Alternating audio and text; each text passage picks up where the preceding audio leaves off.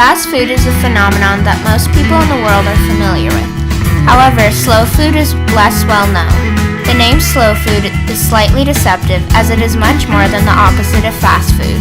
The slow food movement advocates more than just care and attention to what we eat. It offers an alternative to fast-paced modern life by encompassing the philosophy behind why and how we should eat, by providing information on sourcing produce, methods of cooking, and the positive social aspects of eating and sharing a meal.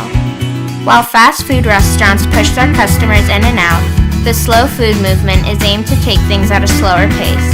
Fast food encourages unhealthy food on the go, while slow food encourages people to slow down and relax while eating a much healthier meal. Here's what some local farmers think about the slow food movement.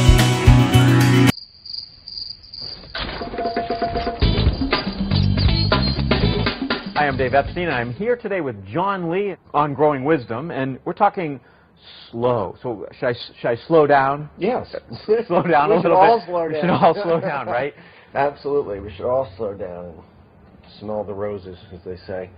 Yeah, slow food is it's a relatively new food movement, and it is exactly that. It is about slowing down and taking your time and tasting the food that you eat and knowing it and understanding and appreciating it. It's about eating locally and supporting local producers that grow the food that keeps you and your family healthy and well. Where did this movement start? The movement started about 20 years ago in Italy. It was started by a gentleman named Carlo Petrini, who realized that when McDonald's came to Rome, it was time for a change. It was time to slow down, and his sense was that Italy was rapidly losing its food culture, and he wanted to reassert, revalue the names that were attached to a lot of the foods that we all grew up with. What we know as Roquefort cheese, for example, wasn't necessarily from Roquefort. We are happy to buy Gruyere that comes from Wisconsin or New York or anywhere. But Gruyere that comes from the Gruyere region of France has a very specific taste, and we have sort of forgotten what it is. So we've got some local, slow food. We want to slow down. Should we try some of this? Absolutely. Yeah, I got a local bread here. I got 2 goat cheeses here, and believe it or not, they are going to taste quite different.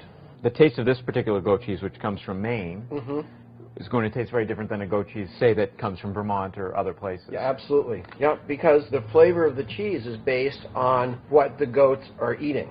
And if you get a goat that's fed on grasses, strictly, it's going to taste better than a goat that's fed on herbs or broadleaf greens.